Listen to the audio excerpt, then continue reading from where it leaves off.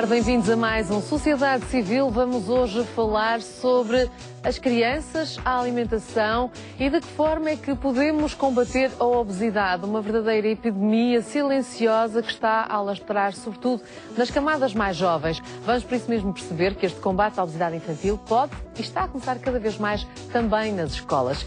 Começamos, contudo, com boas notícias e hoje temos o prazer de ter connosco o ator Joaquim.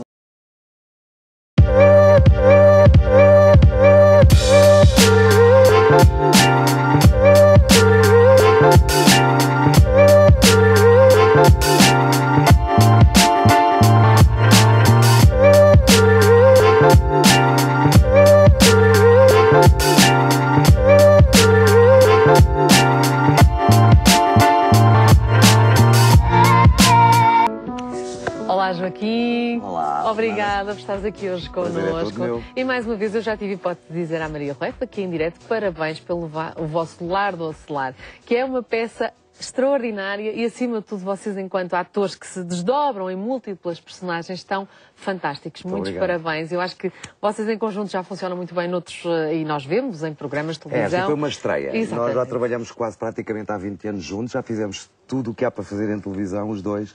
Nunca nos tínhamos cruzado no teatro e eu fiz-lhe quase este desafio e disse, vamos lá ver como é que funcionamos os dois no teatro. Nós somos muito amigos, somos quase como irmãos. E às vezes essas coisas nunca funcionam bem a trabalhar. Mas como temos o mesmo olhar, pelo mesmo binóculo, pela mesma janela, gostamos das mesmas coisas, eu um dia ia no carro e agora fala-se muito desta nova terceira idade, que as coisas estão, cada vez há mais ajuda para as pessoas séniores, cada vez os antigos 80 são os novos 70, quase, mais ou menos. Às vezes. E então peguei nesta temática, encomendei um texto, eu e a Maria adaptámos com o encenador. E tem sido, eu já tive grandes sucessos no teatro, mas este tem sido completamente estonteante.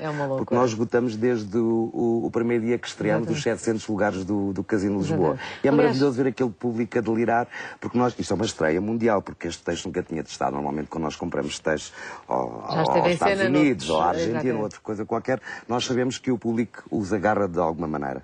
Este não, portanto tem sido muito gratificante. Portanto, o que quer dizer que em breve, noutros locais do mundo, podem estar a replicar o sucesso. Vamos ver se vamos vender para exportar, porque temos mesmo que fazer isso. Exportar a cultura pode ser também, não é só pastel de nata, não é, Joaquim?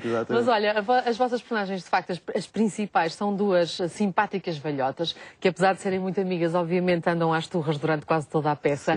Mas o incrível é aquele jogo de portas que remonta muito para um tipo de teatro que já não se via há muitos anos. É a alta comédia.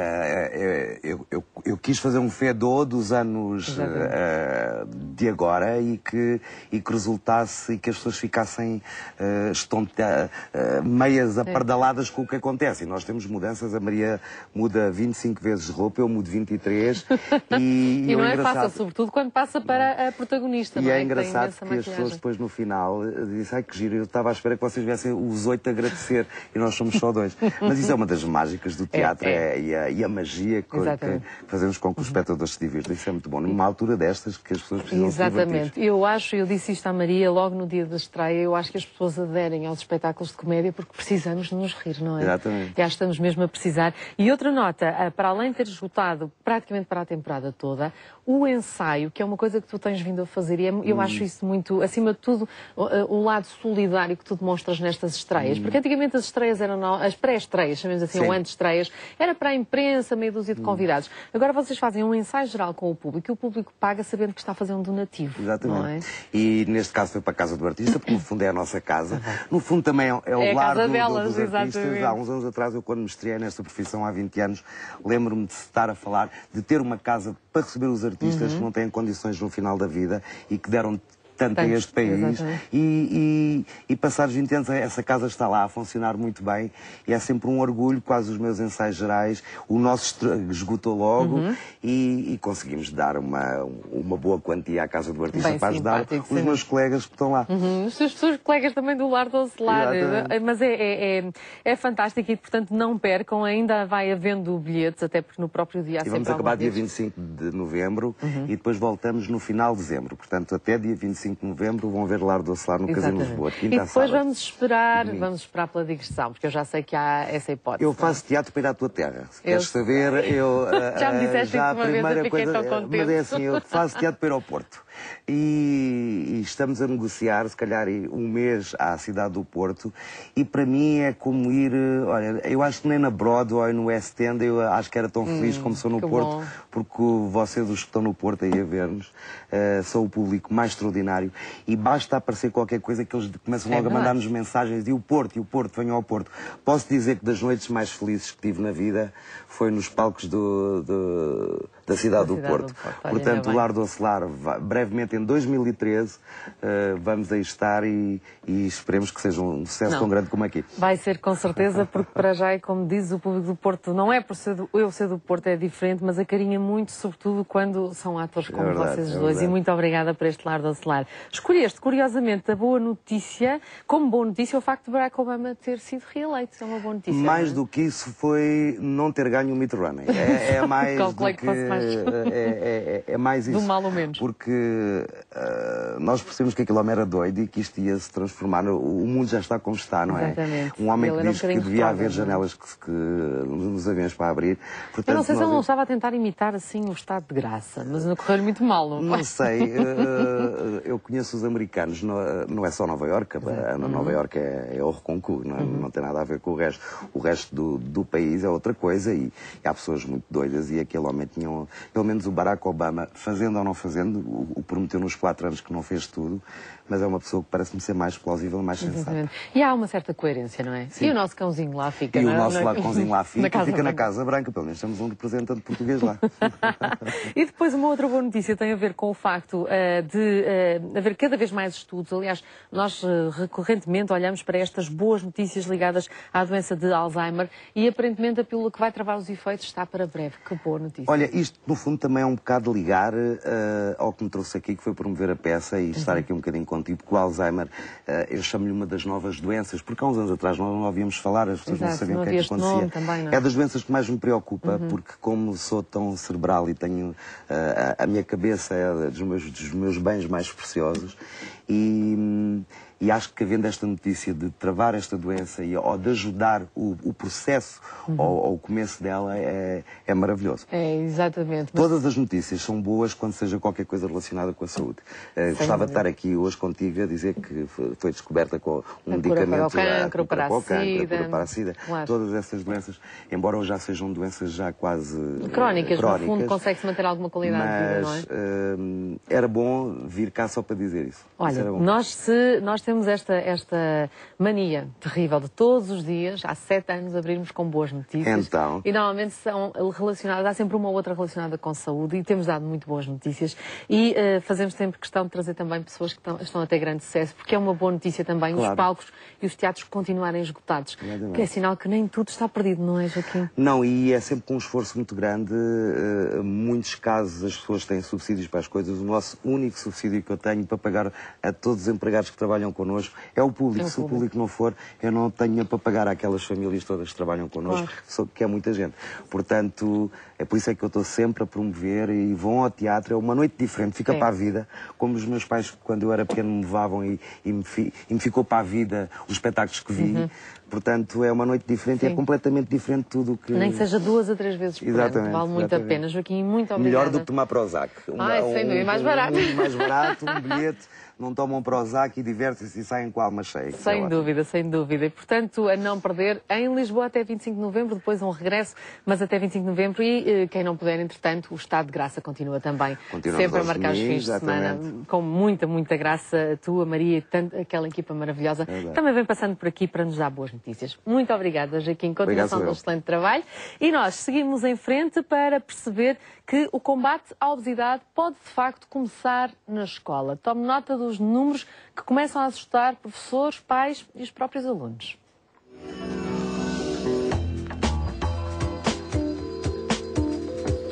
A obesidade é um problema grave na saúde das crianças. Todas têm direito a ser bem nutridas, fisicamente ativas e saudáveis. De acordo com a British Medical Association, mais de 22 milhões de crianças em todo o mundo com menos de 5 anos têm excesso de peso ou sofrem de obesidade.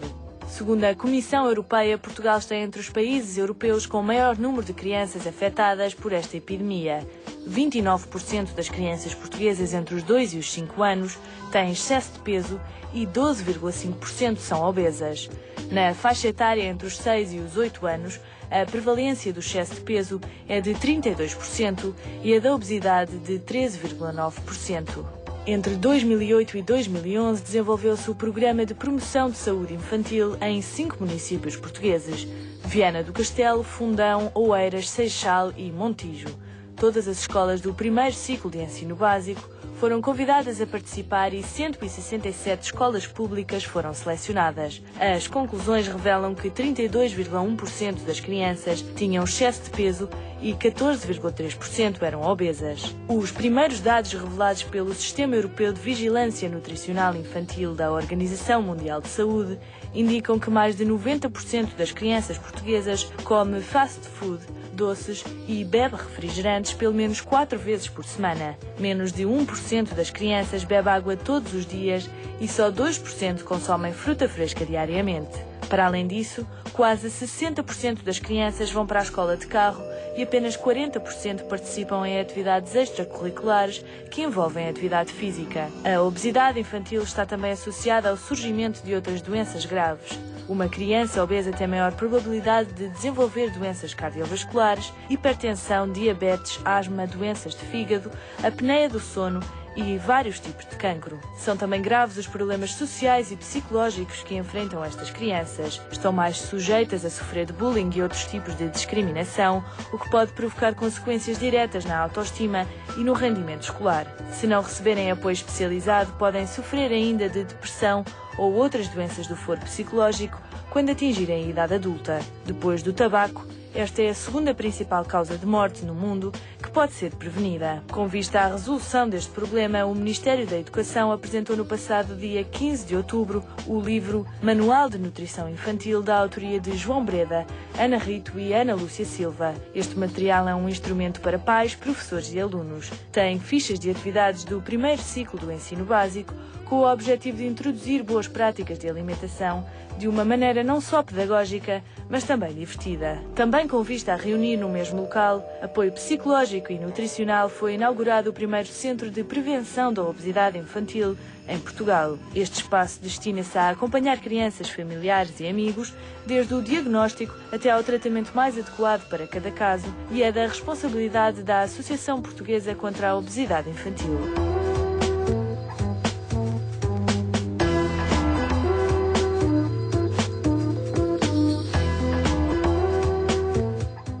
É a partir deste guia prático de alimentação e atividade física para crianças do primeiro ciclo do ensino básico que começamos a pensar este nosso programa. Isto porque foi apresentado no Dia Mundial da Alimentação, no passado dia 16 de outubro. 3 autores, Ana Rito, João Breda e Ana Lúcia Silva. A Ana Lúcia Silva está hoje connosco para falarmos deste manual e da importância deste guia prático um pouco por todas as escolas. Olá, Ana, muito obrigada por estar aqui hoje connosco. Este guia é genial.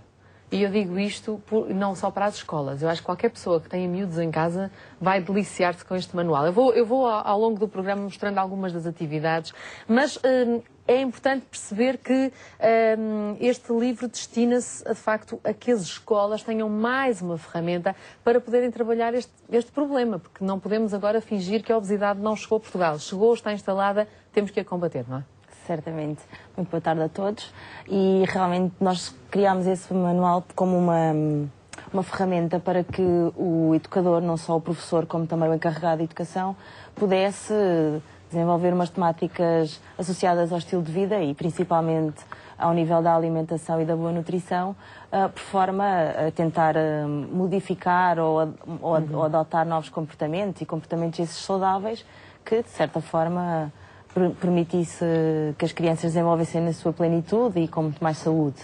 Foi esse o objetivo. Para já, a nível gráfico, a Marcadora, que é a editora, porque este livro está à venda, não apenas disponível para as escolas, mas qualquer pai, qualquer educador, qualquer pessoa pode encomendar numa livraria, uma vez que isto tem uma edição fora do âmbito escolar. A editora Marcador também deu muita importância ao lado visual, porque cada uma destas fichas, que pode ser feita de facto todos os dias pelas nossas crianças em casa, estão muito apelativas até para nós crescidos, não é?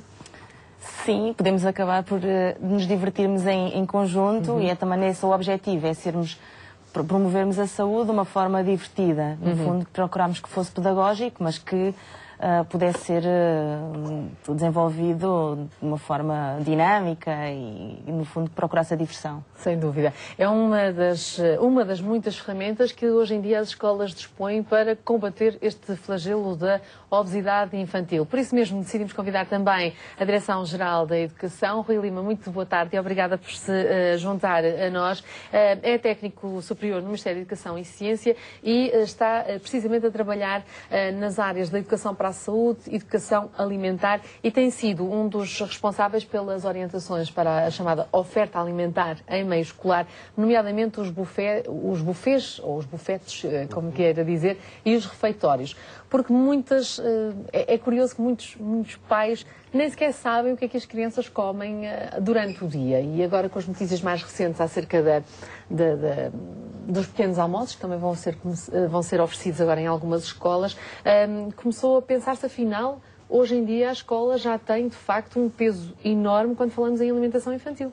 Tem. A escola tem um papel muito importante na prevenção da obesidade, mais do que isto, na aquisição de hábitos alimentares saudáveis, que não é só a questões da obesidade, mas é um papel limitado, porque os pais, na verdade, têm um papel fundamental e é em casa que começa a educação alimentar. Exatamente. E não é por acaso que todos os estudos mostram que quando as crianças chegam à escola já vão obesas. Não é? A prevalência da obesidade nos primeiros anos, e os estudos que em Portugal, com o ECOSI e com outros estudos, mostram que depois mantêm-se mais ou menos estáveis ao longo do percurso de escola dos miúdos. Portanto, idealmente a criança chegaria sem peso a mais Exatamente. à escola, não é? E temos que pensar sempre que a escola é um local de salutogénico, ou seja, de promoção da saúde, e não é um local de tratamento. Para isso há o centro de saúde, há as equipas de saúde que têm que estar preparadas e prontas para responder a isso.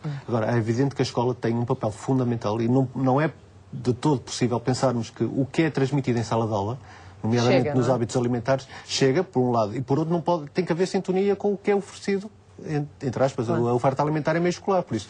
E o que temos vindo a fazer, quer com os bufés, quer com os refeitórios, é mesmo adequar a oferta alimentar de modo a que seja coerente com as diferentes mensagens de educação alimentar. Muita coisa tem vindo a mudar, nomeadamente, e recentemente tivemos acesso à informação que nos diz que vão proibir grande parte da oferta de doces e de bolos nos bares das escolas, não é? Porque era um bocadinho quase incoerente toda esta dinâmica em prol da saúde e depois os miúdos no intervalo iam ao bar e comiam meia dúzia de bolos. O documento que nós apresentámos também no Dia Mundial da Alimentação não é tanto novidade, mas é uma atualização do que já havia desde 2007. E já desde 2007 que grande parte desses alimentos eram proibidos, alimentos e bebidas.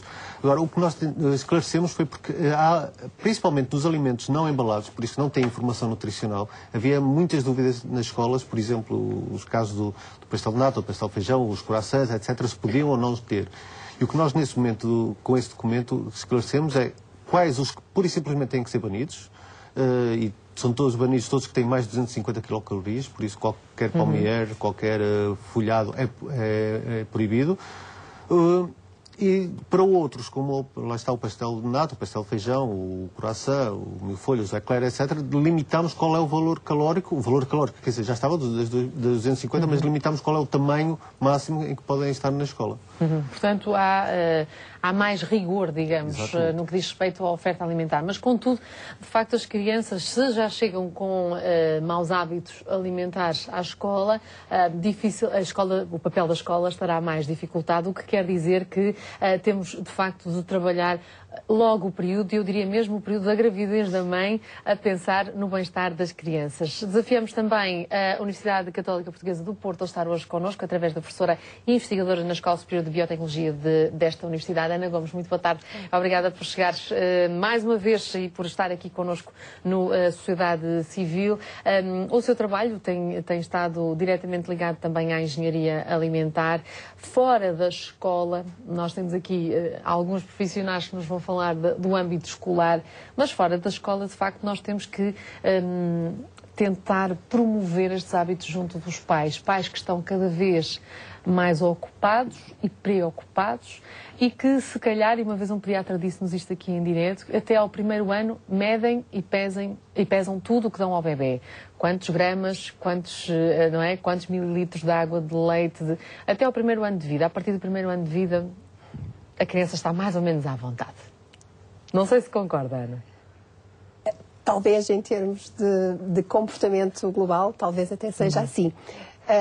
Mas concordo perfeitamente com a Fernanda quando diz que nós temos que trabalhar e como universidade, em que uma das nossas missões, ou a nossa missão principal é efetivamente o ensino, é o educar, é o formar, tentamos sempre que possível, em articulação estreita até com as escolas primárias, com as escolas secundárias, trabalhar e ajudar da melhor forma, ou da forma como nós, digamos, da forma como nós conseguimos articular e transmitir conhecimento. E aqui, se calhar, os programas de educação alimentar são, sem dúvida, uma das pontes que nós conseguimos estabelecer com parcerias com os diferentes tipos de escola, desde o primeiro ciclo até ao secundário. E aquilo que nós temos feito e temos implementado tem sido, por exemplo, projetos de educação alimentar onde estabelecemos a ponte entre a alimentação saudável e a ciência.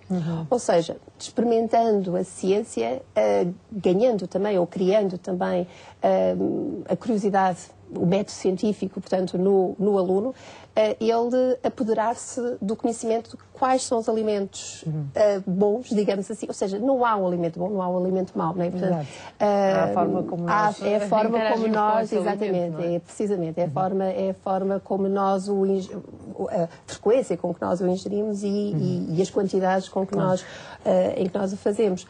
Mas O que eu sinto, Ana, é quando e os miúdos hoje em dia têm acesso a muita informação, sobretudo através de canais televisivos externos e internacionais, e nós temos acesso a muito material que chega, por exemplo, dos Estados Unidos, onde as crianças, de facto, aí já estamos a falar até da obesidade mórbida em crianças, portanto, crianças extremamente gordas, e o que é que nós podemos fazer, porque não vamos dizer, porque os miúdos não veem televisão, porque eles veem o olhar para os outros, pode ter duas consequências, no sentido de nós ainda não estamos assim, portanto não nos vamos preocupar, ou nós podemos vir a ficar assim. E quando digo miúdos e pais, não é? Porque eu vejo alguns programas, por exemplo, do Jamie Oliver, que vai às escolas agora a tentar esta cruzada também um pouco por todo o mundo.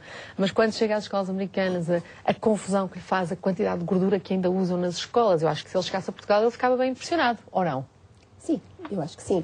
Eu acho que nós temos em Portugal programas excelentes de trabalho junto das escolas, promovido pelos nutricionistas e por outros profissionais de saúde que estão no terreno e que estão preocupados precisamente na atitude de prevenir e de, conjuntamente com as escolas, promover aquela responsabilidade partilhada, que tem que ser uma responsabilidade partilhada em que a comunidade tem que estar unida e a escola tem o seu papel fundamental.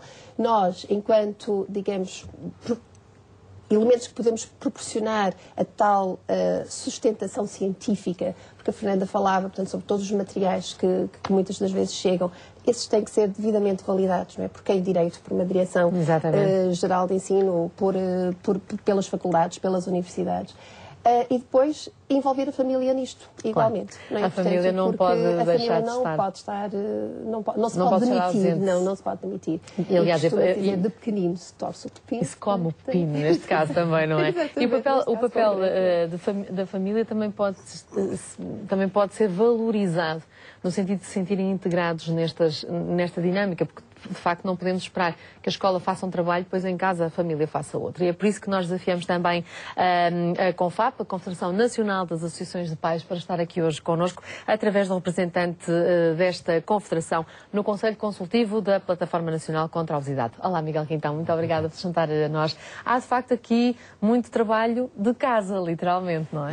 Efetivamente há muito trabalho de casa. Nós, CONFAP, já há alguns anos, nos vimos a debater sobre esta problemática. promovemos através das associações de pais que elas promovam sensibilizações para a problemática da obesidade. Recordo-me de há uns 4 anos, na minha associação de pais, eu ter levado a professora Isabel do Carmo para falar da problemática da obesidade e também da alimentação, e efetivamente nós estamos sensibilizados para isso. Agora, relativamente aos pais, a questão que se põe, também temos que avaliar isto numa perspectiva social, porque a questão social aqui também joga muito em desfavor da boa alimentação. E eu acho que mais tarde nós poderemos aqui debater realmente este ponto. Porque a questão da obesidade, os pais neste momento são confrontados com, neste momento, e já há uma série de tempo, com alguma falta de tempo.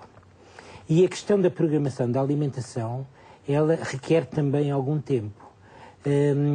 Eu penso que há uma questão de educação relativamente aos pais, que é fazer com que os pais façam participar os filhos na sua alimentação, tanto na questão da aquisição dos bens, como na sua confecção. Mas isto é uma coisa que é preciso tempo.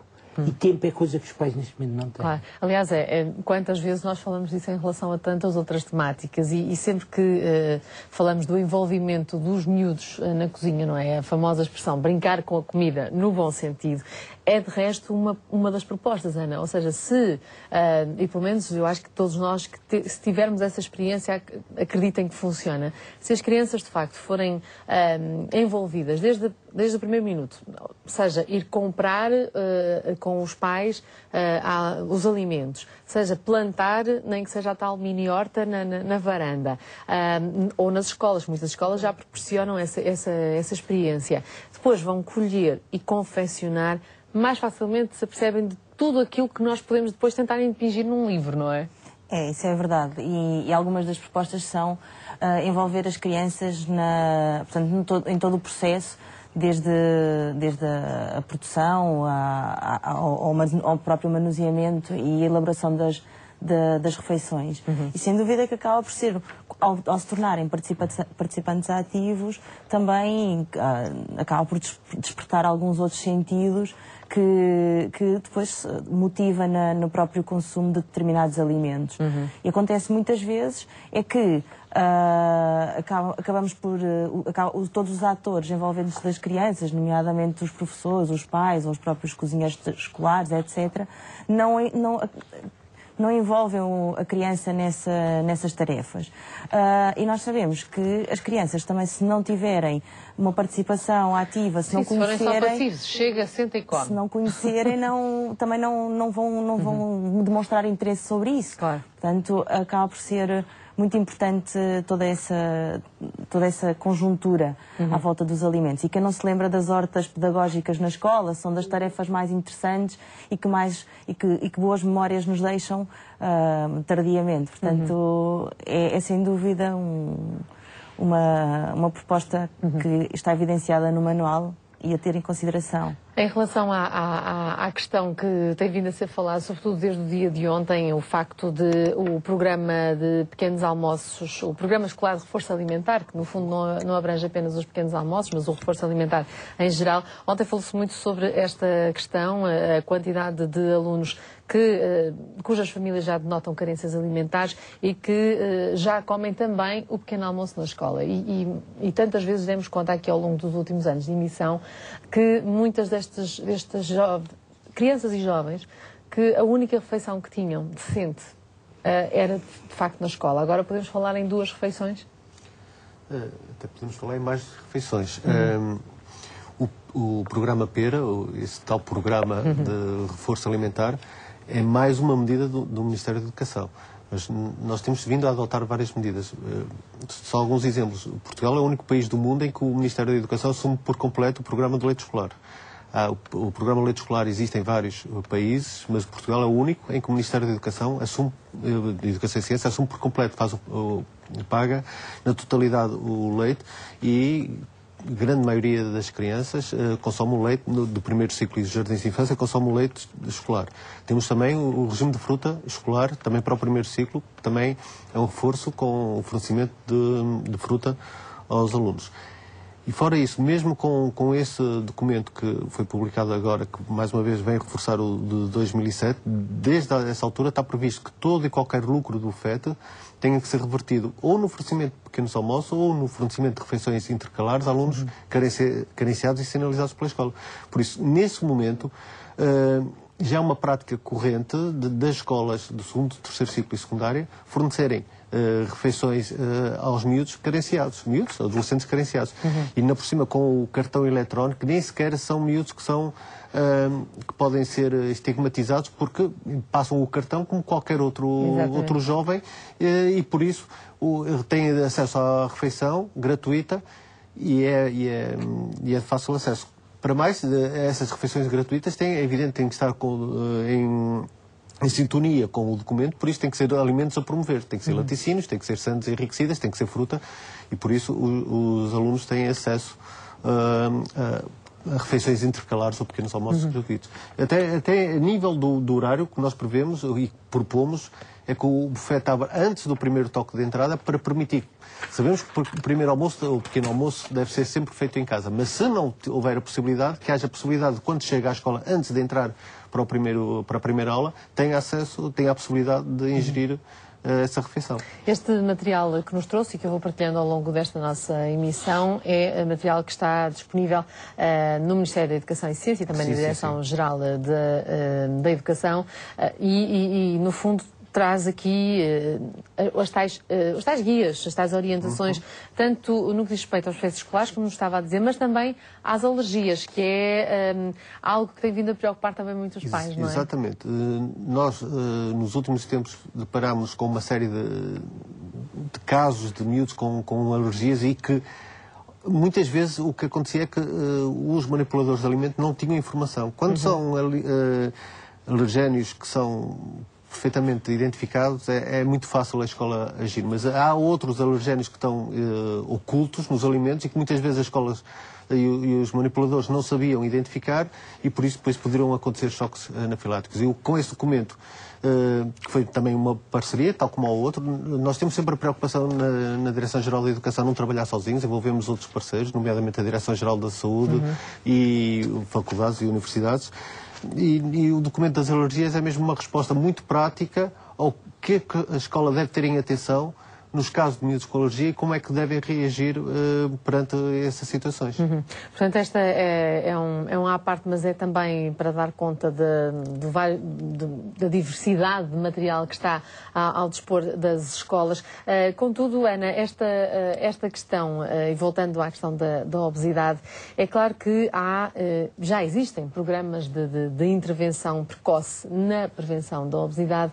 Eu há pouco falava até das grávidas, porque já fizemos aqui um programa dedicado precisamente às mamãs e às que se preparavam para ser mamãs, e muitos dos médicos diziam que os cuidados com a alimentação até durante a gravidez podem vir a influenciar ligeiramente a saúde do próprio bebê assim que nasce. Há outras novidades em relação aos bebés à medida que vão crescendo. Os pediatras querem mudar um pouco as recomendações no que diz respeito, porque havia umas regras muito quase rígidas, não é? Todos nós sabíamos que era o leite materno até um determinado mês e depois a primeira papinha com este alimento e o outro. E depois, portanto, temos de fazer aqui a exceção à questão das alergias, mas os pediatras querem mesmo os bebés a comer um bocadinho de tudo. É desde o bebé que se começa, de facto, a definir o estilo alimentar dos nossos filhos? Sim. Nós começamos, portanto, nesta primeira fase dos 2 anos, ou é mesmo durante os 2 anos, que se constrói muitos dos hábitos que depois se vão consolidar ao longo da vida. E como em tudo, e é durante essa fase que efetivamente se constrói hábitos, neste caso concreto, alimentares saudáveis ou não. E aqui a atitude dos pais é crucial, porque são o modelo e são eles que vão selecionar, são eles que vão identificar, são eles que vão digamos, proporcionar às crianças alimentos saudáveis ou não. E, de facto, conhecer bem o crescimento. Há pouco a Fernanda dizia que os pais só se preocupam efetivamente durante aquele primeiro ano e depois está tudo bem. Não, conhecer e estar informado sobre como é que a criança cresce, como é que a criança, portanto, que necessidades nutricionais é que necessita em cada uma das suas etapas, portanto, ou em cada uma das etapas, mesmo durante a fase de crescimento, porque acontece muitas vezes na curva de crescimento de uma criança, não é? Portanto, há fases em que o crescimento até está diminuído. Exatamente. Forçar a alimentação muitas das vezes é contraproducente. Sim, aquela coisa de tens de comer tudo, portanto, exatamente. E castigar caso não coma. Portanto... Isso é a pior coisa que se pode fazer, não é? Portanto... Pois, porque isto é a grande dúvida de muitos pais, até que ponto, e dependendo da idade da nossa criança, devemos ou não obrigar a comer ou deixar saltar refeições, não é? E esta é uma grande preocupação. Não temos aqui pediatras, mas temos pessoas que sabem muito bem sobre esta matéria, que conhecem bem a matéria da nutrição, sobretudo nos mais pequeninos. Mas há, de facto, Ana, esta grande dúvida, não é? O meu filho não gosta de sopa. Ou eu acho que o meu filho não... Eu acho que deve começar sempre a frase assim, eu acho que o meu filho não gosta de sopa. Depois na escola comem tudo, não é? Que é uma coisa também muito engraçada. Proibir, incentivar, castigar... Bem, de certa forma não devemos obrigar o consumo, devemos tentar estimular ao conhecimento, que se experimente novas texturas, novos sabores e, segundo se sabe, também não se consegue apreciar um alimento novo de uma única experiência. Temos que fazer uma repetição de aproximadamente 7 vezes para podermos então habituar-nos ao sabor daquele determinado alimento. E utilizar os alimentos como forma de castigo ou de recompensa acaba por também não ser propriamente, utiliza-se muito de uma forma empírica, mas não é bem assim que gostaríamos que acontecesse. Então temos que, de certa forma, descaracterizar um bocadinho ou tentarmos afastar das emoções, das positivas e das negativas, que infelizmente associamos muito. Uma recompensa a um alimento densamente, de elevada densidade energética, ou seja, muitas vezes ricos em açúcares simples ou gorduras, e portanto temos de tentar fornecer um vasto leque de alimentos à criança para que possa experimentar, possa ir conhecendo, e o que acontece muitas vezes é que os pais, como ponto de partida, assumem que a criança não gosta de determinado alimento, o que depois na prática os pais não gostam. Pode acontecer acontece também. muitas vezes, eu não gosto, pode acontecer. E, portanto, é criar essas oportunidades à experiência e tentar afastar um bocadinho desses momentos de castigo ou momentos de obrigatoriedade. Para além disso, também é muito importante depois, não só aqui fugindo um bocadinho à alimentação, mas incentivar também às atividades cada vez mais físicas, porque também não podemos afastar muito a alimentação da prática de atividades físicas e, portanto, andamos aqui a par nesta prevenção do excesso de peso infantil, a conciliar essas duas questões. Esta questão dos pais e das mães estarem de facto muito ocupados e por vezes também, e apesar de já termos feito vários programas em que damos conta de que não é preciso muito investimento para ter refeições altamente nutritivas e bem confeccionadas, mas muitas vezes eu acredito que algumas famílias, no meio de tanta informação que circula e de tão pouco tempo disponível para cozinhar, para ensinar os filhos, para promover os hábitos saudáveis. Também não podemos culpabilizar aqui as famílias, não é? Apesar de sabermos que se os alimentos estiverem presentes em casa e se em vez da cenoura tiver a batata frita, a responsabilidade, os miúdos não vão às compras, não é? À partida. Mas também é uma questão de tempo, a questão da batata frita. Porque esta questão das prioridades dos pais, efetivamente, neste momento, é que nós não podemos dissociar o momento que estamos a passar. Eu sei que esta problemática da obesidade já é antiga, mas este momento é um momento muito crítico para, eventualmente, pensarmos nisto numa perspectiva que o problema poderá ser, eventualmente, minimizado. Porquê? Porque, efetivamente, os pais, neste momento, estão a passar uma situação extremamente difícil em termos sociais, em termos profissionais, em que as prioridades... em que começam a estabelecer prioridades. E aqui a questão da alimentação, lamentavelmente, não é uma prioridade. Pois. E não é uma prioridade na alimentação saudável. Estamos a falar, não é na questão da... Porque muitos pais nem sequer têm, neste momento, muitos pais nem sequer têm a oportunidade de pensar que tipo de alimentação saudável, vão dar aos filhos. Vão à despensa ou vão ao frigorífico e o que lá encontram é aquilo que levam. Por isso que a questão dos pequenos almoços na escola, que eu agora venho... Porquê? Porque eu fiz parte de um grupo de cidadãos que promovemos uma petição, que é a petição dos pequenos almoços da escola, onde efetivamente até nós, e aqui perdoe-me a Direção-Geral, até nós termos promovido esta petição, a sensibilidade do Ministério para a problemática era reduzida. Foi preciso fazermos esta petição e publicitá-la para efetivamente a escola e os partidos políticos, porque depois disso toda a gente se quis envolver nesta situação, e ainda bem para as escolas, e ainda bem para as jovens, mas de qualquer das maneiras aqui é uma questão, a importância da alimentação e a importância que ela eventualmente poderá ter neste momento para as famílias, tem muito a ver com as possibilidades que elas têm de adquirir bens. Isto é uma realidade, e esta realidade, com o número de desempregados que temos, é uma realidade que é assustadora, e isso preocupa-me muito, já nesta perspectiva como pai e como representante da Confederação, que temos conhecimento dos problemas que existem, que as coisas estão muito difíceis. Pois, mas já fizemos aqui vários programas sobre esta questão do dinheiro, não é? E dos menus saudáveis poderem, de facto, ser muito baratos, não é? Deixa-me só interromper. Isso é muito, pronto, efetivamente é, como eu digo, uma questão de prioridades. Porque, provavelmente, o pensamento das pessoas não está na perspectiva... Eu, por exemplo, eu acho que nesta problemática da alimentação, a questão do exercício era a questão mais importante.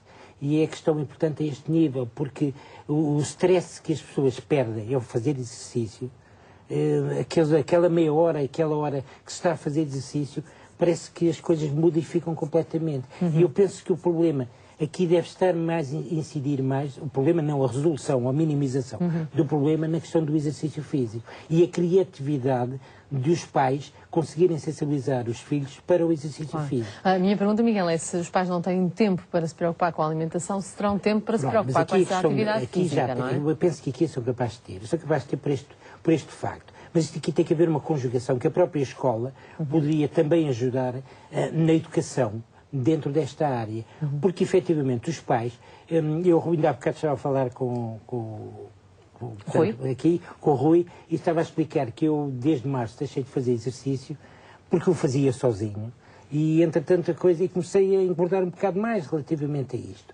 E a questão e fazia sozinho. E o problema aqui levanta, se nós conseguirmos convencer os nossos filhos a irem fazer exercício connosco, até de uma questão, vamos falar da escola, vamos criar aquele diálogo que temos dificuldade em ter durante o dia. Também se os pais promoverem que os miúdos vão um bocadinho mais a pé para a escola também, como é um bom princípio, não é? Porque há muitos pais que deixam dentro da sala de aula. Saída que os pais não têm, mas deviam ter, em vez de nós ficarmos sentados a ver as telenovelas, ou aquela saídinha higiênica que fazíamos antigamente, não é? Ir ao café com os pais. Eu lembro-me de fazer isso, não é? Ir ao café com os pais. Era uma questão de exercício.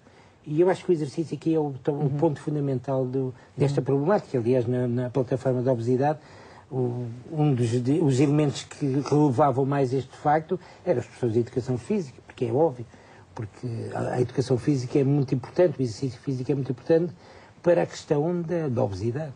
Esta matéria também vem este manual de nutrição infantil, fala também desta perspectiva da importância do exercício físico. Temos também outros pais em linha, porque estão ligados através das nossas redes sociais. A Patrícia Ascensão fala-se muito do papel das escolas, mas o grande papel está na mão da família e nos respectivos hábitos diários. É fácil ceder à oferta de alimentos mais práticos e respectivos e apetecíveis, mas nós não podemos ser nós, pais, os primeiros a ceder. Pelo bem-estar e saúde dos nossos filhos, temos de ser mais fortes do que as técnicas de publicidade e comunicação das marcas e do que as pressões da falta de tempo, e pensar que os nossos filhos nos irão agradecer mais tarde. Antes, o José Ferreira já nos tinha dado conta de um trabalho do agrupamento de escolas de Alcabidez, que, fazendo ligação ao programa educativo Heróis da Fruta, lanche escolar saudável e ao projeto de hortas escolares, já em curso nos anos anteriores, iniciou no presente ano letivo um projeto a partir de uma proposta da Associação de Pais, a que deu o nome de Festa da Sopa. Tentando inserir este projeto ao nível das várias áreas de atividade do ensino pré-escolar e primeiro ciclo, pretende-se estimular o consumo diário de frutícolas e hortícolas, especialmente a partir dos géneros produzidos em cada horta. E por decisão conjunta com os alunos, cada estabelecimento vai avaliar as condições que possui no sentido de serem definidas as culturas e aproveitar ou desenvolver as hortas já existentes. existentes. Depois o José continua a falar deste projeto, mas olha, isto é fantástico, não é? Pôr os miúdos literalmente é a tal democracia participada, não é? Mãos na massa. Mãos na massa, mãos na terra, mãos na alface. Sim, por exemplo, pegando nesse exemplo das hortas na escola, eu penso que é muito interessante ver, porque o aluno é implicado, a criança é implicada na aprendizagem, e desde a semente até à mesa, né? Portanto, ela segue todo o percurso da plantação, do crescimento, das condições que estão aqui implicadas, da importância nutricional, e depois vai consumir este alimento na sua refeição, portanto, na escola. Eu acho que envolver as crianças neste processo de aprendizagem é crucial. E envolvê-los de todas as formas, seja com atividades lúdicas, e muitas das vezes eu acho que isso também tem sido mérito do Ministério da Educação, obviamente depois, e como dizia o Rui, com as parcerias que vão estabelecendo, inclusivamente integrar o ensino de uma alimentação saudável, da atividade física, portanto, inclusivamente dentro dos programas curriculares, portanto, de unidades que já existem e às quais se dá o enfoque especial, portanto, no processo de aprendizagem, seja estudo do meio, seja expressão plástica, seja a língua portuguesa, seja a matemática. Portanto, nós conseguimos ou seja, educar para uma alimentação saudável e depois, obviamente, conjugado com a educação física ou com a atividade física, facilmente brincando com números, brincando ou trabalhando os assuntos no âmbito do estudo meio. Ou seja, há várias formas que estão ao dispor da escola para implicar melhor as crianças neste processo de aprendizagem e, inclusivamente, implicá-las na escolha dos alimentos que estão, portanto, nos buffets e que estão, obviamente, obedecendo aos critérios do Ministério. Penso que pode fazer a diferença. Há aqui um telespectador que se questiona se os resultados escolares medíocres não se deverão a uma alimentação pobre. Também. Uma criança que não esteja bem nutrida não pode ter um bom rendimento escolar. E quando se fala em bem nutrida, não é só sobre nutrição, mesmo pode também ser sobre nutrição. Ou seja, se uma criança consome mais do que o que deve, é evidente que tem todos os sintomas que qualquer um de nós tem se fizer uma refeição muito rica, vai ter sonolência, etc. Por isso, nas aulas da tarde não terá o rendimento que seria de esperar. Por isso, é evidente que a alimentação tem implicações no sucesso ou no insucesso escolar. E por isso, mais uma vez, eu chamo a atenção que quando falamos de alimentação não podemos pensar só nos 30% que têm excesso de peso ou obesidade. Nós, no Ministério, temos a preocupação com todos, com 100%, com 70% de normoponderais, com os que estão abaixo de peso, etc. Porque tudo isso vai afetar, a alimentação vai afetar o rendimento escolar. E por isso temos sempre essa preocupação, e tudo o que nós temos vindo a produzir é de modo a que os alunos, quer sejam do primeiro ciclo, do segundo ciclo, até os mais crescidos, os adolescentes do secundário, tenham uma alimentação adequada ao seu desenvolvimento e ao seu rendimento escolar. A escola, como sabemos, é um lugar essencial onde as crianças podem até reaprender os seus hábitos alimentares. Fomos, por isso, ter com uma das nossas parcerias, através da parceria com a Escola Superior de Educação João de Deus, fomos a um jardim infantil perceber de que forma é que os comportamentos ligados à alimentação podem ser alterados na hora do almoço, à beira dos nossos colegas. A escola tem um papel crucial na aprendizagem de comportamentos sociais. Um destes comportamentos tem a ver com a alimentação. Estando a maior parte do tempo na escola, é aqui que a criança pode aprender hábitos alimentares essenciais para a prevenção de doenças crónicas como a obesidade infantil. A obesidade infantil deve ser um problema, uma preocupação de todos. No caso do Jardim Escola João de Deus, nós pesamos as crianças e temos o cuidado de ter dietas devidamente feitas por médicos nutricionistas que as preparam, de maneira que a criança tenha, ao longo da semana e ao longo do ano, um conjunto de refeições diversificados, em que a pirâmide ou a roda dos alimentos, como quiserem, está sempre presente nas proporções devidas, em que a criança, quer em relação àquilo que come, à quantidade de cada nutriente e em relação à quantidade, é sempre tida em conta de acordo com as necessidades de cada criança. A todas as crianças é dada a mesma refeição. Só é diferente para quem está de dieta por questões de saúde, alergias ou motivos de ordem religiosa. Mas alimentar tantas crianças não é tarefa fácil. Ter emendas diversificadas e que vão ao encontro dos gostos e necessidades de todas elas torna-se uma preocupação. Por exemplo, hoje vimos o peixe assado com batata, com salada e tomate. Depois tem a fruta. Por exemplo, durante a semana a criança tem 3 dias de fruta à sobremesa, 2 dias de doce. Alterna. Em relação à questão do peixe e da carne, a mesma questão. Por exemplo, vimos há pouco que um dos pratos preferidos é o esparguete à bolonhesa. Há vários pratos que as crianças têm a sua preferência, mas tentamos diversificar. O bacalhau espiritual, o bacalhau com natas, o bacalhau assado, o peixe cozido, depois gostam menos. Um dos aspectos que damos muito pouco, só uma vez por outra, por exemplo, é as batatas fritas. E que também é importante a criança ter a oportunidade de comer de vez em quando aquilo que lhe dá mais prazer, porque a função da alimentação, para além de nos alimentar, também há uma componente do prazer que não podemos pôr de lado. Mas uma alimentação saudável na escola não é o suficiente. Uma das estratégias do Jardim Escola João de Deus passa também por envolver a criança nestas preocupações alimentares e transpor esta aprendizagem para o núcleo familiar.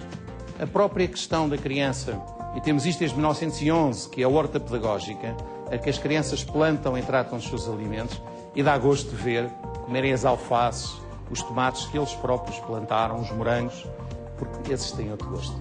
Eles sabem que foi da sua horta, foram plantados por si, foram preparados por si. Portanto, estes hábitos, estes bons hábitos, depois têm também um efeito em casa. Porque a criança que aprende a comer corretamente na escola, depois vai ser o veículo de transmissão à família dessas mesmas preocupações em termos alimentares.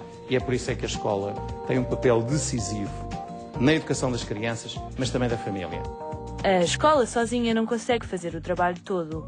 A fim de prevenir a obesidade infantil, é importante também que a família coopere no sentido de proporcionar um bem-estar físico e psicológico às crianças.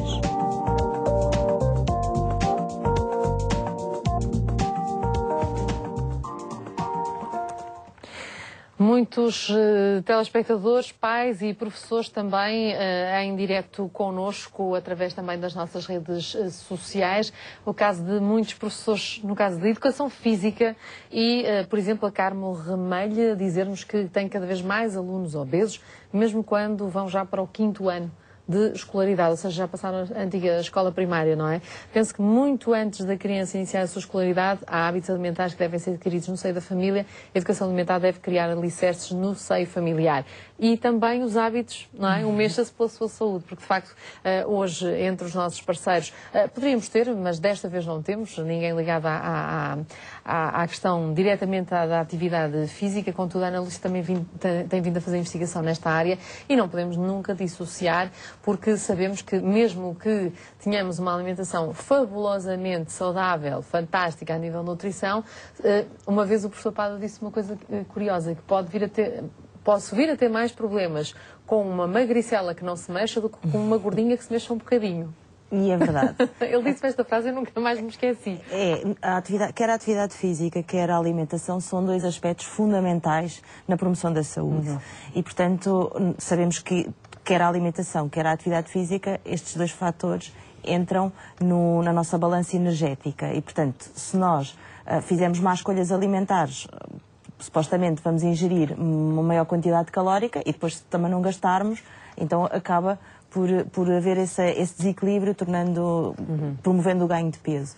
Então, é muito importante que percebamos como é que as crianças, neste caso, e os jovens estão relativamente à prática da atividade física, e nós sabemos que, embora haja um maior número de inscritos em clubes desportivos, o que é certo é que nós agora fizemos um estudo relativamente a isso e foi curioso, porque, embora sejam participantes em clubes desportivos, somente 10% desses mesmos participantes é que atingem as recomendações diárias de atividade física, dos 60 minutos. Portanto, praticar um desporto não é sinónimo de que somos fisicamente ativos. E então, é mais ou menos como as donas de casa que dizem: eu já faço muita coisa em casa, não é? Eu arrumo, limpo o pó, eu aspiro. Não é bem a mesma coisa. Isso é atividade física. Sim, mas no sentido que pode não estar a trabalhar exatamente aquilo que precisamos, não é? E pode não atingir as recomendações, então é importante percebermos. Então, acabamos por ter que atingir as recomendações diárias de atividade física, que nas crianças são de 60 minutos, nos adultos 30 minutos diários, e depois tentar limitar ao máximo os consumos televisivos.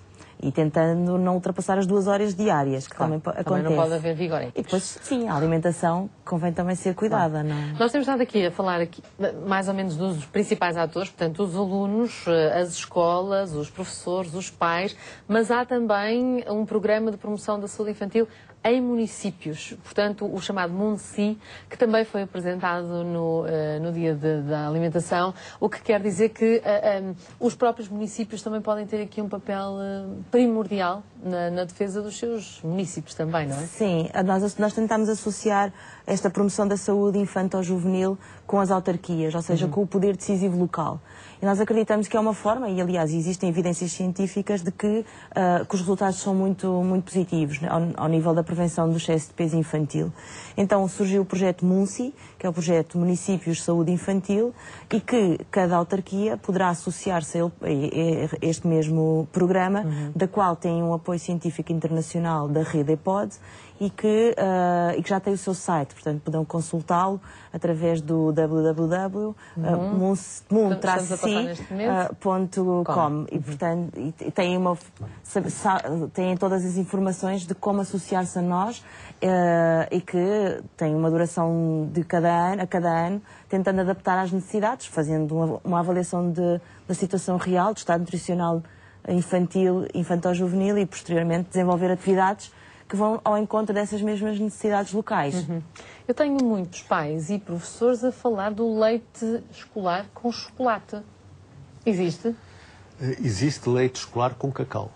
Mas desde há 5 anos, se não me engano, até há 5 anos atrás o leite era todo com cacau. Hoje em dia não. As escolas têm autonomia para selecionar o tipo de leite. Simples, leite branco, vulgar leite branco, ou leite aromatizado com cacau ou com outros sabores. No entanto, esse leite também não é o leite chocolatado que encontram nas grandes superfícies. Não, é um leite que tem um teor de cacau e um teor de açúcar mais baixo do que os que existe. Por isso é que, por exemplo, muitos alunos também dizem que não gostam daquele leite, porque não é tão doce como o leite que estão habituados e que os pais muitas vezes dão em casa, o leite chocolatado. Por isso, mas as escolas hoje em dia têm autonomia para selecionar que tipo de leite querem. As escolas também têm autonomia para terem ou não máquinas de venda automática? Tem autonomia. Agora, o que está definido é que, caso a escola tenha a máquina de venda, só poderá encontrar na máquina de venda os produtos, os géneros alimentícios a promover, ou seja, laticínios, sandes, fruta, em sumo ou fruta de quarta gama, por isso com uma pré-higienização e embalada. Só esses produtos é que podem estar nas máquinas de venda. Não podem estar nem géneros alimentícios a limitar, e evidente que a não disponibilizar muito menos. E também neste... Mas há uma monitorização disso ou não? Nós temos vindo a fazer alguma monitorização, nós, o Ministério da Educação, através do Ministério da Educação e Ciência, quer através de nós, quer através das Direções Regionais de Educação, quer através da Inspeção-Geral de Ensino. E temos tido um papel essencialmente pedagógico junto às direções das escolas. Mas aqui os pais também podem e devem manifestar-se, não é? Porque acho que é absolutamente terrível nós estarmos a dar todos estes conselhos e os pais chegam às escolas para entregar os filhos e veem as máquinas de venda automática, já há não é? cerca de 2 anos nós andamos numa guerra relativamente às máquinas Portanto, as batatas, a altura que até batatas fritas havia. E pão com chocolate. Exato. E mas, entretanto, a coisa melhorou. Eu brindes aqui com bolos à volta. Tenho que admitir que a coisa melhorou em termos de máquinas. Bem, diga-se passagem, Miguel, que até na porta da consulta da obesidade do Hospital Santa Maria havia uma máquina dessas, que era uma coisa absolutamente paradoxal, não é? Mas a questão, aí também depende muito dos diretores. A influência que os diretores têm na perspectiva das escolas terem ou não terem essas máquinas, também está muito dependente deles. Mas eu queria focar ainda aqui um ponto, é que nós estamos a esquecer, relativamente à obesidade, de uma questão, que é a questão psicológica. Quais são a influência psicológica nas crianças que as motiva a ser obesas? Isto é um fator que que também é muito importante e tem que ser analisado. Por isso a escola, a questão do multidisciplinar, haver os psicólogos, sim, porque essas análises não podem ser só feitas ao nível especificamente da alimentação. Elas também têm que ser feitas ao nível das questões psicológicas e até a própria influência, a separação dos pais. Há aqui uma série de... Sim, sabemos que haverá uma percentagem de miúdos que comem na perspectiva, eu não sou psicóloga, mas na perspectiva de terem tal reconforto emocional. Miúdos e adultos, isso também as coisas também miúdos e graúdos, sabemos que sim. Mas este reconforto, não é? Pode ser feito de outras formas, sim, mas quando é baseado na alimentação, depende muito dos alimentos que estão à mão de semear, não é? Porque se não houver esses alimentos se não houver, eles vão arranjar outros. Porque nós, a questão da escola... Sim, mas se tiverem, não é, a tal média de 6 a 8 horas nós temos aqui uma questão da escola que é importante, que é a questão da alimentação, ser uma alimentação saudável. Os alunos, muitas vezes, compram as senhas para comerem nas escolas e vão comer fora. Portanto, isto é para comerem nas escolas e vão comer fora. Portanto, isto é uma questão que acontece... Os que podem, não é? Nós estamos a falar para os mais pequeninos, à partida até ao 7º ano, à partida, não é? Mas a obesidade, tal como foi posto, no 5º ano já há muita gente obesa. Aliás, os alunos só podem sair da escola com autorização dos pais. Mas saem. Mas saem. Não, nós sabemos que sim. Nós sabemos que grande parte, hoje em dia é mais difícil, porque grande parte das escolas até já tem o cartão eletrónico e o miúdo tem que passar o cartão. Exatamente. Mas há também, eu não vou dizer todos, mas pelo menos os que eu conheço, alguns cafés à volta das escolas, que já têm um sentido de responsabilidade e sentem que não devem vender determinados produtos. E é curioso porque um dos cafés mais próximos da escola da minha filha oferece a fruta também. Portanto, ninguém lhes paga nada, não tem protocolo com nenhum ministério, é uma atitude de responsabilidade da própria escola. Todos os dias oferece uma peça de fruta a todos os alunos que façam lá as suas refeições. Ou, pelo menos ali, pronto, é grátis, não é? Há uma tentativa de promoção de pelo menos um hábito, não é? Sabem que comem fora, podem comprar de facto a senha na cantina, mas vão comer fora. Mas depois podemos olhar para todo o restante mapa de Portugal. Isto não deve acontecer em muitos lados, não é? Não. Eu sei que não. Não. Pena não poder fazer publicidade, pediria com muito gosto o nome deste café. Não, mas é exatamente, é tal responsabilidade partilhada que os pais, a escola, a comunidade devem ter em conta. Foram focados aqui alguns aspectos que eu acho que gostava só de retomar.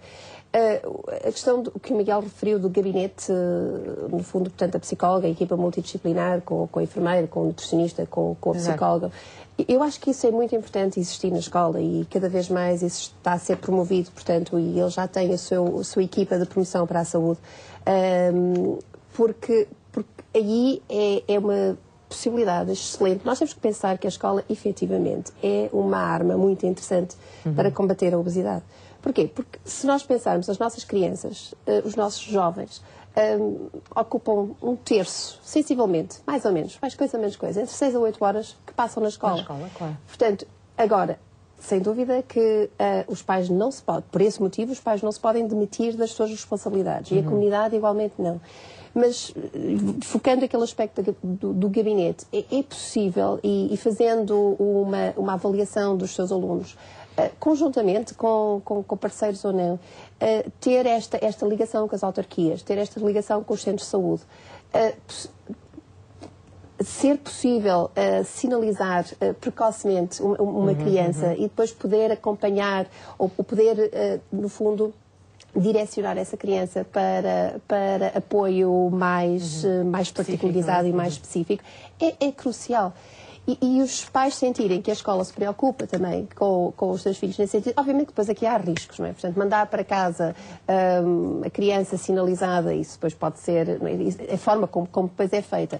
E o pai ou a mãe depois tem que ser implicada e não pode colocar a criança a fazer dieta, portanto, sem haver aqui um apoio clínico. Não, e depois a família continuar a comer desalmadamente, não é? Sim, isso, claro. Porque isto depois é uma questão familiar, não é? Não podemos pôr uma criança à dieta e depois a restante família continuar a comer à vontade, não é? Mas aí está, portanto... A alimentação saudável é para toda a gente, não é? Obrigar que a família tenha uma alimentação saudável no seu todo. Nós estamos a poucos dias de mais um Dia Mundial da Diabetes e sabemos que muitas vezes quando surge um caso de diabetes, e ainda não falamos sobre esta matéria, mas as implicações da má alimentação nas crianças provoca doenças precocemente, como é o caso da diabetes, mas sabemos que, por experiência até de outros parceiros, que quando há um caso, por exemplo, de diabetes na família, toda a família começa a comer melhor. Porque, de facto, normalmente é o pai e não vale a pena estar a fazer uma comida diferente para o pai. Portanto, aqui tem muito a ver também com a forma como nós encaramos a comida que colocamos na mesa para as nossas crianças. Temos e antes de fazermos um parênteses e falarmos sobre o Congresso de Pneumologia, que começa hoje, temos a perspectiva da Aida Figueiredo, que eu adoro. Tanta teoria, nada mais simples do que se fazer como antigamente. Pão e leite ao pequeno almoço, levar o lanche para a escola, que era um pãozinho com goiabada, marmelada ou manteiga. O almoço era completo, sopa, segundo prato e fruta, lanche como o do meio da manhã e jantar igual ao almoço. Doces ao fim de semana, e eram feitos bolos em casa. Estando saciado a horas certas, não vão precisar de andar a comer fora de horas e a engordar.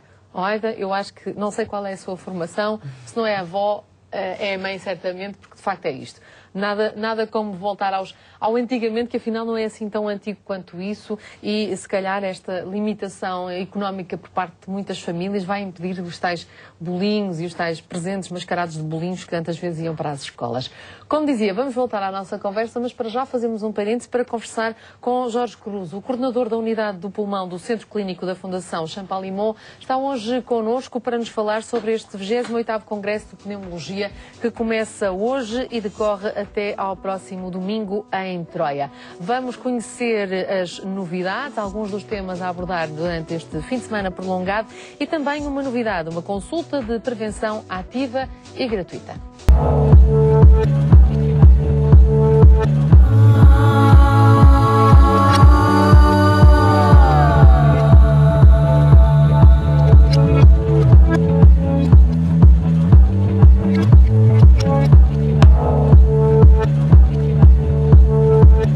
O professor Jorge Cruz está hoje connosco e, para além de ser especialista em cancro do pulmão, está também, neste momento, a coordenar a unidade do pulmão do Centro Clínico da Fundação Champalimau. Muito boa tarde e obrigada por se juntar a nós.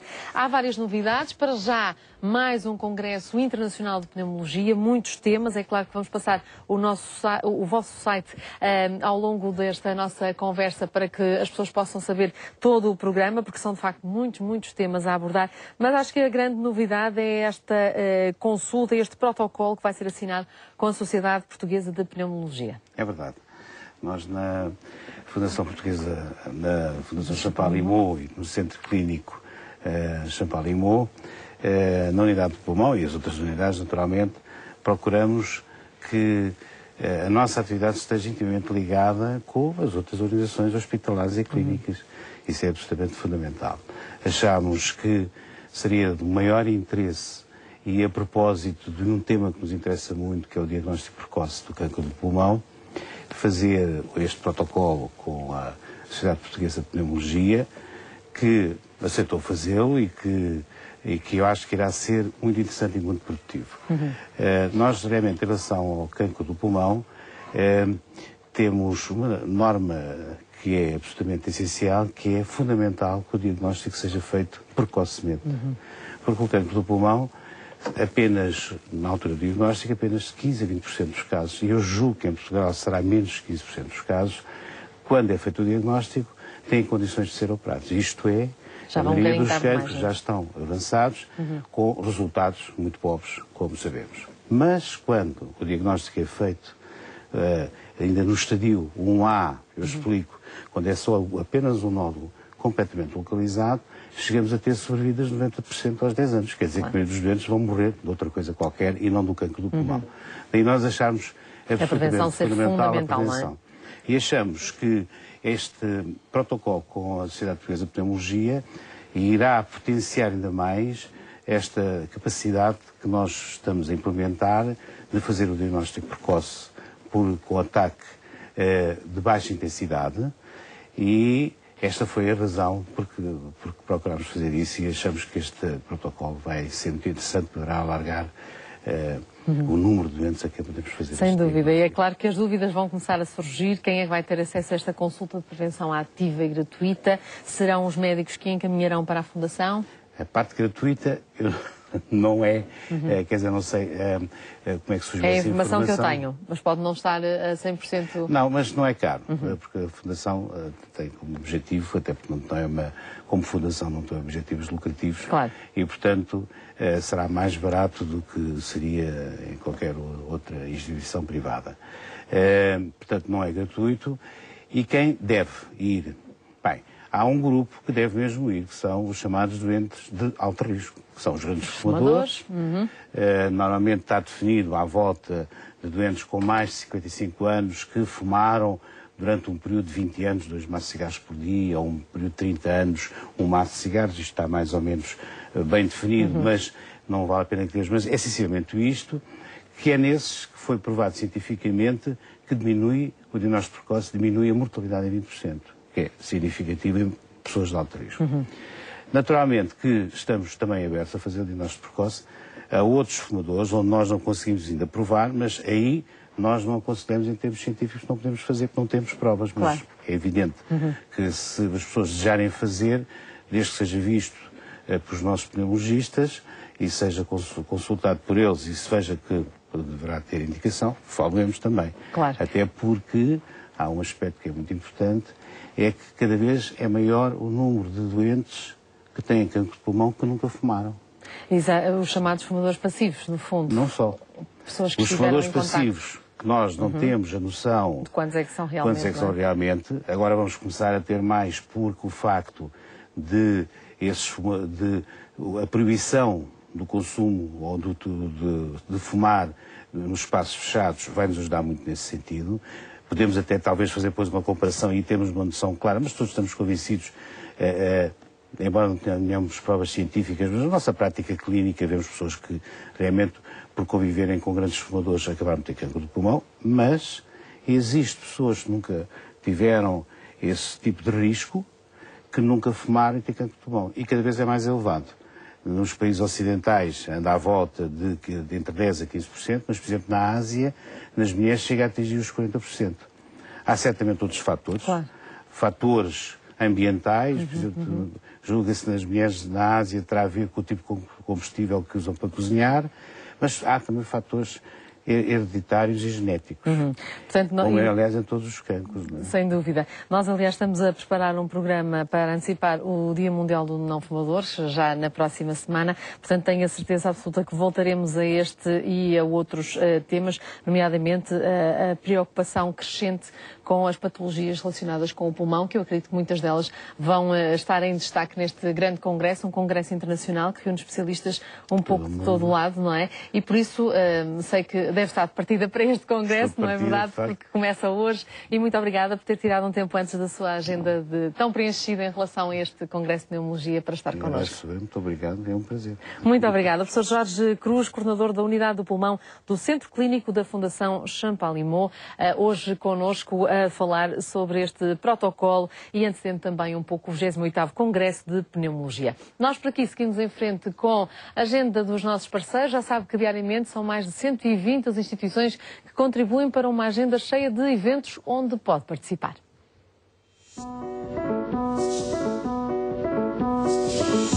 O Instituto Português de Reumatologia apresenta as 20º Jornadas Internacionais de Reumatologia. O evento aborda o tratamento de doenças reumáticas e a partilha de experiências relativas a esta prática clínica no mundo e decorre nos dias 29 e 30 de novembro no Centro de Congressos de Lisboa.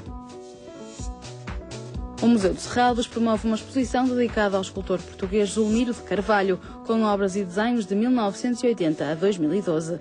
Este evento decorre até ao dia 24 de fevereiro, no Museu Abade Pedrosa, em Santo Tirso. O Centro Cultural de Belém promove a exposição de marionetas Cinderela. Tratam-se de marionetas criadas a partir de desenhos de João Vaz de Carvalho, que cruzam a história tradicional com personagens de outros contos de fadas. Este evento decorre até 29 de novembro no CCV. A Fundação Carlos Gulbenkian promove um chá para Alice sobre o clássico Alice no País das Maravilhas. A exposição reúne uma centena de originais de alguns dos melhores ilustradores contemporâneos de vários países que apresentam o seu olhar sobre esta obra. O evento decorre até 10 de fevereiro na Sala de Exposições Temporárias da Gulbenkian. A comemoração do Ano do Brasil em Portugal traz ao Teatro Nacional São João do Porto a peça de teatro musical Missa dos Quilombos. O espetáculo tem como base a escravatura no Brasil para abordar a exclusão social na sociedade moderna e decorre do 8 a 11 de novembro.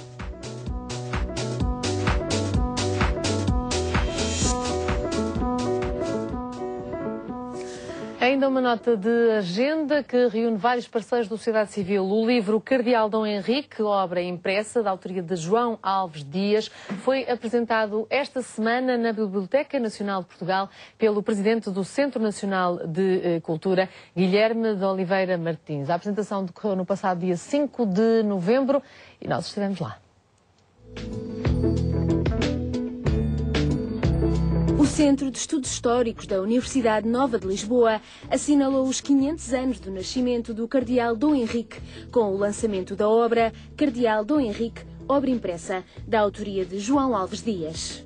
Porque a obra impressa, curiosamente, é menos conhecida, porque normalmente as pessoas vão para a Torre do Tombo, leem os manuscritos, falam deles, esquecem o que está impresso. E aí encontramos algumas novidades.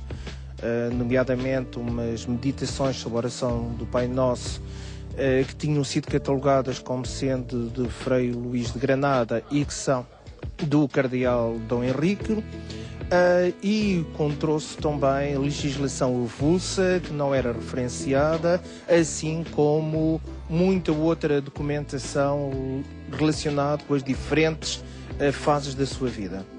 Guilherme de Oliveira Martins, presidente do Centro Nacional de Cultura, que fez a apresentação na Biblioteca Nacional, revela-nos a importância desta obra sobre uma figura central da história de Portugal.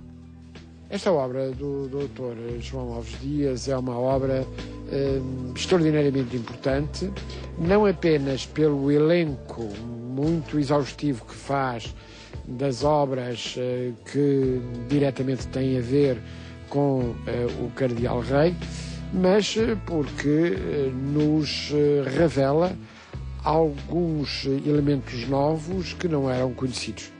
Tal como o autor refere, este livro não é uma biografia, é sim o resultado de uma investigação exaustiva que João Alves Dias fez sobre as obras do Cardeal Dom Henrique.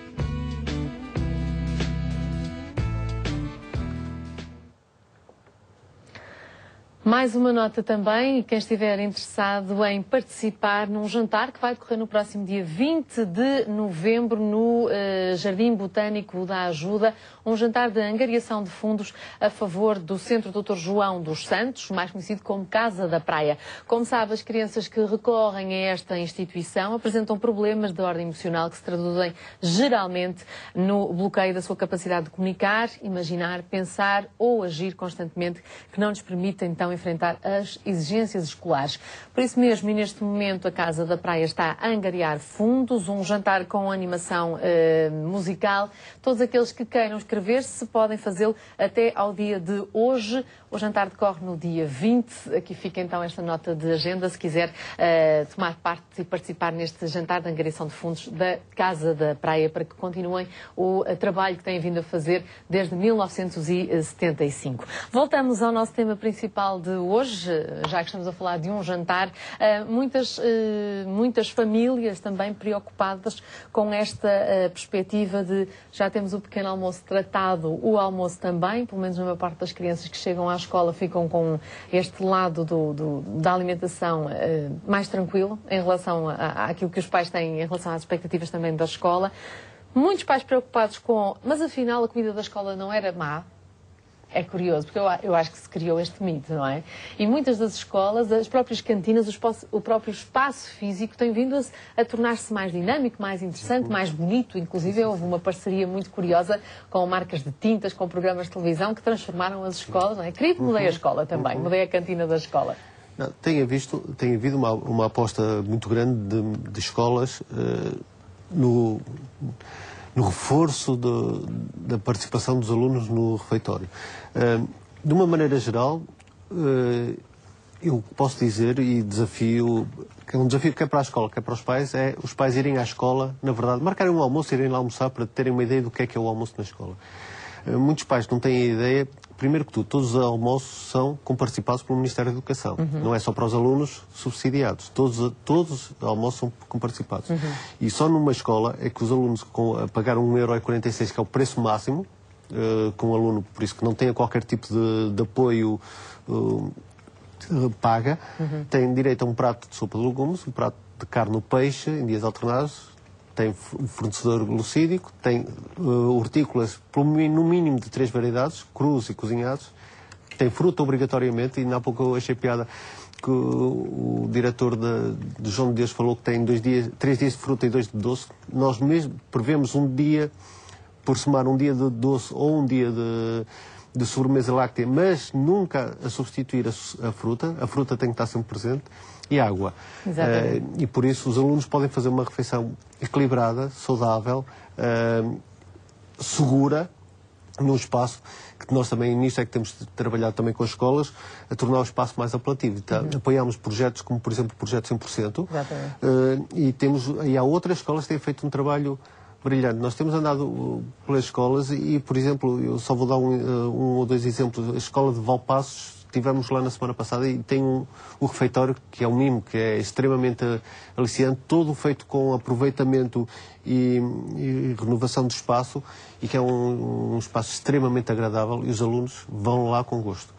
Aliás, também os olhos também comem, não é? E o sítio ser apetitoso também, só por si, já é meio caminho andado para que os miúdos...